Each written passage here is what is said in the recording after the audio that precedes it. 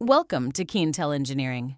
Today we're covering fast and real-time electromagnetic transient simulation for low-inertia power systems, how parallel computing and the cloud make multi-thousand bus simulation possible in real time. 4,000 buses simulated, 500 processor cores, a 30-second event compressed into 90 seconds, and 15 frequently asked questions answered. The modern bulk power system is undergoing the most fundamental change in its dynamic character since interconnection began. As inverter-based resources replace retiring synchronous machines, system inertia is in steady structural decline, and the fast power electronic controllers that remain are highly sensitive to transients that older planning tools were never built to see. This white paper examines why detailed EMT simulation is now indispensable, and how parallel computing and cloud infrastructure make real-time simulation of multi-thousand bus systems achievable today. For decades, transient stability was assessed almost exclusively with positive sequence RMS simulation, well matched to a grid of synchronous machines evolving over hundreds of milliseconds. Power electronics broke that assumption. Industry experience includes a documented case where an RMS model predicted successful ride-through of an HVDC link, while the EMT model of that same event correctly predicted sustained commutation failure and disconnection. Only the EMT result reflected reality. Reliability organizations now recommend EMT models for all newly connecting inverter-based resources. The industry direction is unambiguous. 3 obstacles stand between engineers and usable EMT simulation. The first is raw scale. A meaningful stability campaign simulates 20 to 30-second events across hundreds of contingencies. Executed serially, that campaign can take hours or days, and it only gets worse as system size, contingency count, and solver speed scale up. The second obstacle is black box models. OEM controllers arrive as precompiled DLLs with no universal interoperability standard, and manually adapting a single controller can take about 10 engineer days. Unoptimized code can also force very small time steps that slow everything down further.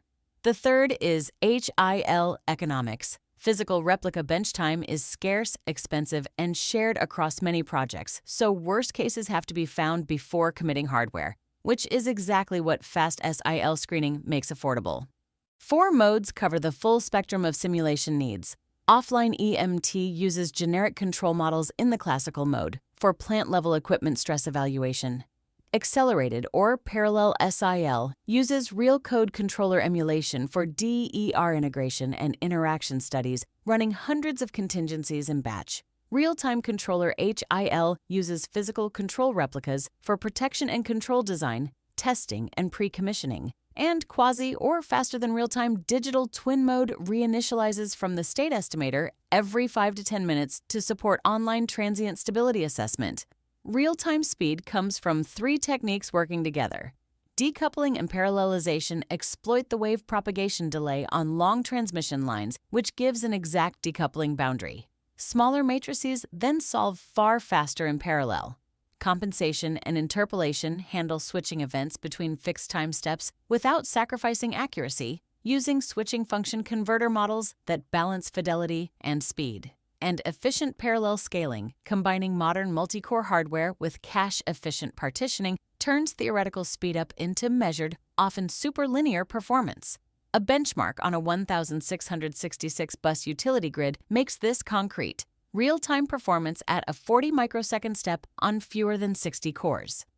A 15-second event took 2,565 seconds on a single CPU, but just 15 seconds on 56 CPUs, 305% parallel efficiency, compared to a theoretical linear expectation of only 46 seconds. 2 pathways solve the black box controller problem. Automatic DLL import wraps a tool-specific DLL in an interface layer that exposes identical inputs, outputs, and parameters with automatic open-loop validation against recorded signals, confirming fidelity before the controller ever runs closed-loop.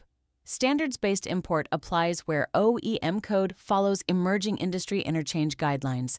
A dedicated interface integrates it directly, and controllers imported this way can run near real-time on Windows and distribute across parallel processors. Both pathways scale to hundreds of controller instances on a single standard simulator.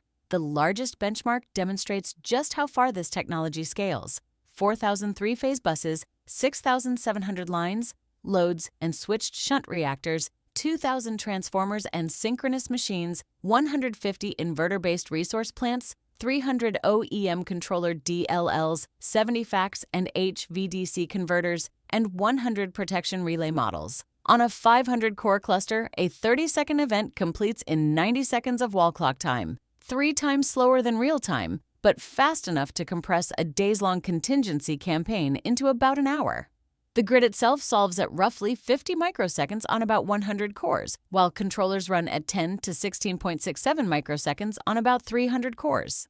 Parallel EMT technology is moving to commercial cloud infrastructure, eliminating in-house server clusters and scaling elastically with steady demand. 2 scenarios illustrate this in action. In the first, voltage sags to about 0.62 per unit. The wide area controller switches in a capacitor bank in 0.583 seconds and voltage recovers to about 0.75 per unit until the fault clears. In the second, the fault clears in just 0.3 seconds with no significant voltage sag, and the controller correctly takes no switching action at all. For asset owners, this means contingency screening drops from days to about an hour. Online EMT transient stability assessment becomes feasible on a 15-minute cadence, and wide area monitoring, protection, and control validation can run fully digital through SIL, then HIL, without ever owning a supercomputer. 3 cases show this technology at work. First, hard real-time EMT of a complete utility grid. A 1,666 bus system with embedded HVDC took 2,565 seconds on 1 CPU, 171 times slower than real-time. 56 CPUs brought that down to just 15 seconds at 305% parallel efficiency. Second, near real-time screening on a 4,000 bus grid. 150 inverter-based resource plants and 300 OEM controller DLLs risked a 3,000 engineer-day manual integration exposure, but the 30-second event completed in 90 seconds of wall clock time on a 500-core cluster. Third, cloud-hosted EMT with wide area control HIL. A 118-bus benchmark plus 4 inverter-based resource plants ran on the cloud, while a physical wide area controller closed the loop locally, executing at 15 to 39 microseconds per core against a 50 microsecond time step budget, with a 0.583-second controller response time. A few numbers capture the scale of what's possible today. 4,000 buses in the largest benchmark, 500 processor cores used, 300 OEM controller DLLs integrated, a 40 microsecond real-time step in the 1,666 bus case, a peak parallel efficiency of 305%, and a 15-minute online transient stability assessment refresh cadence. What's the difference between EMT and RMS simulation? EMT solves the network at the waveform level in microsecond steps, while RMS uses fundamental frequency phasors for slower electromechanical dynamics. Why can't RMS be trusted with high inverter-based resource penetration? Converter controls react to harmonics and fast transients that RMS simply cannot see, sometimes flipping the predicted outcome entirely. What makes large-scale EMT so expensive? Waveform-level physics, hundreds of contingencies at 20 to 30 seconds each, and unoptimized OEM black box controllers that force tiny time steps. When should you use SIL versus HIL? SIL is fully numerical and fast, ideal for screening worst cases. HIL closes the loop with physical hardware for final validation. How is real-time speed achieved for thousands of buses? Decoupling along transmission lines, compensation for switching events between time steps, and parallel hardware with cache-efficient partitioning. What converter model detail is recommended? A switching function model, which gets near the accuracy of detailed switches at near the speed of average models. What is a black box OEM controller and why is it a problem? It's the vendor's compiled control code. With no universal interface, manual adaptation runs about 10 engineer days per controller. How are black box controllers integrated efficiently today? Through automatic DLL import with open-loop validation, or through a standards-based interface for controllers built to emerging interchange guidelines. What performance is realistic for a continental-scale model?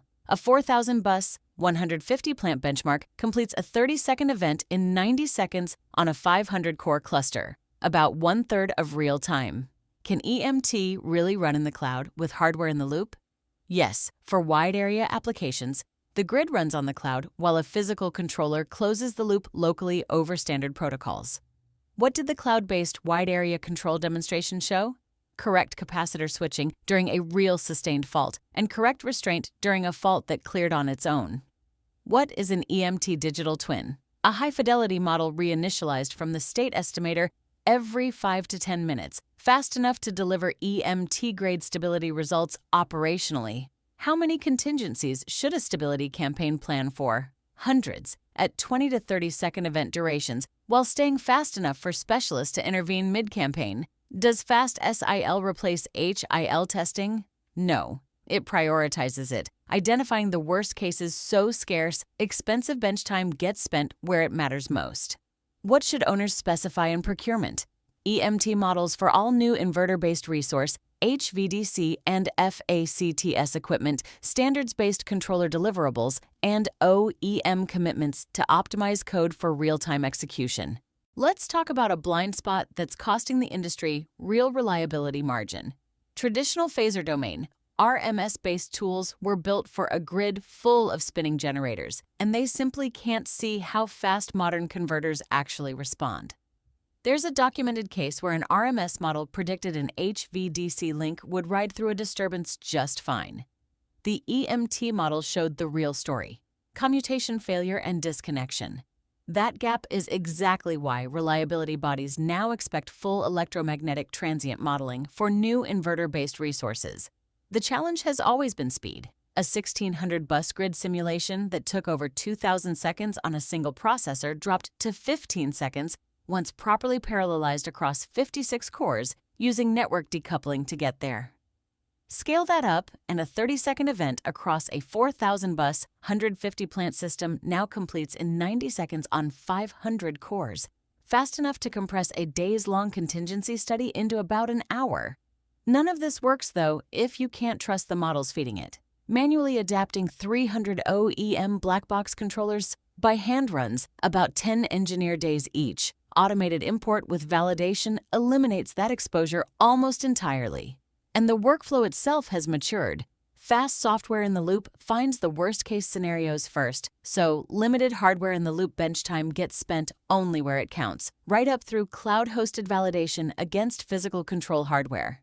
If your project needs EMT model development or SIL and HIL test planning, Keentel Engineering can help. For more information, visit keentelengineering.com. Thanks for watching.